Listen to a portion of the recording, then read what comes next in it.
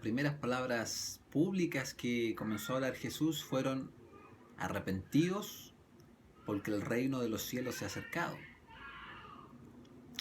Y también fueron palabras que en muchas ocasiones los apóstoles también anunciaron: arrepentidos, arrepentirse, el arrepentimiento. Pero entonces aparece la pregunta principal para nosotros: ¿de qué debo arrepentirme? Seguramente lo has escuchado, o lo has pensado, lo has dicho. ¿Por qué debo arrepentirme? Si yo no he hecho nada malo, si yo trato de cuidar a mis hijos, si soy un buen trabajador, si soy un buen ciudadano, si no ataco a la gente, etcétera, etcétera. Bueno, las escrituras hablan de arrepentimiento, pero se refiere a otra cosa. Si tú buscas en el diccionario la palabra arrepentimiento, la palabra arrepentirse, seguramente dirá algo como un cambio de opinión, un pesar.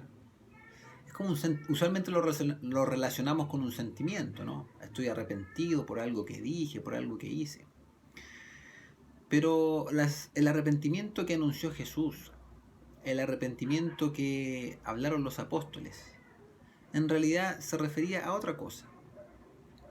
Ese arrepentimiento está hablando de una transformación, está hablando de un cambio, pero no un cambio simplemente de pensamiento, no está hablando de un cambio de sentimiento, está hablando de un cambio absoluto de la vida, está hablando de que debemos arrepentirnos de que antes de Jesús, antes de conocerle, nosotros no le considerábamos, nosotros no considerábamos a Dios, o le considerábamos como un Dios lejano, como un Dios a quien solo acudíamos a veces cuando necesitábamos una ayuda extrema.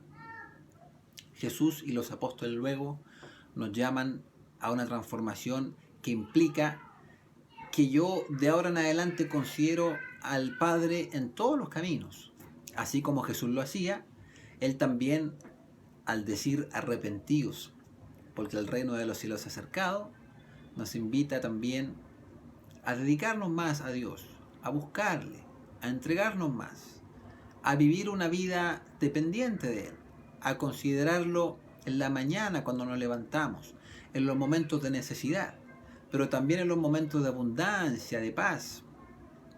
Implica un cambio desde que yo no le tomaba en cuenta, ahora yo lo considero en todas las cosas que pienso, que siento, que hago, los planes, los proyectos que podemos tener. Todo ahora debería estar relacionado con Dios. Entonces esta palabra arrepentimiento tiene que ver más con un cambio de dirección.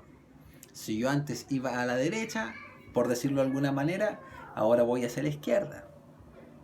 Si antes yo decidía todo solo y solo vivía pensando en mis planes, en hacer lo que yo quisiera, sea esto algo noble o algo muy perverso, ahora el cambio tiene que ver con que yo no vivo para mí, yo vivo para lo que Dios me diga que yo debo hacer. Mis planes los pongo a sus pies, mis proyectos los pongo a sus pies. Mis palabras, cuando las hablo, tengo especial cuidado en que lo que diga también tiene que ver con lo que Él le gustaría que yo dijera. Ese es el arrepentimiento que habló Jesús. Ese es el llamamiento que nos hizo Él y los apóstoles.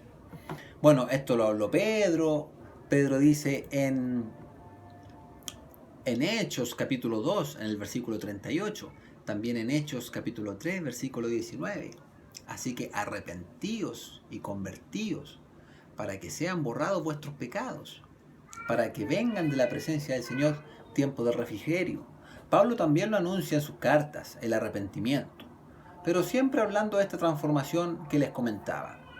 Y Pedro llega a decir en 2 de Pedro 3:9, el Señor no retarda su promesa, según algunos la tienen por tardanza, sino que es paciente para con nosotros, no queriendo que ninguno perezca, sino que todos procedan al arrepentimiento. Es decir, Dios, nuestro Padre, Él quiere que tú y yo y todos se entreguen a Él voluntariamente, que todos podamos vivir una vida en la cual lo consideremos a Él en primer lugar, en la cual en la mañana lo busquemos, le preguntemos por el día, entreguemos nuestro día a Él, y en el cual en la noche también al acostarnos digamos: en paz me acostaré, asimismo dormiré, porque solo tú me haces vivir confiado. Dios quiere que voluntariamente llevemos nuestra vida hacia Él, que logremos voluntariamente ese cambio, que voluntariamente nuestro corazón lo dispongamos para que sea transformado de una vida absolutamente sin considerarlo, una vida sin Él, una vida sin Dios, a una vida divina como la que nos mostró Jesús. Cuando digo una vida divina, no digo una vida llena de milagros o poder, o iluminado con ropajes blancos, sino que digo una vida que busque, que dependa y que se entregue completamente a Dios.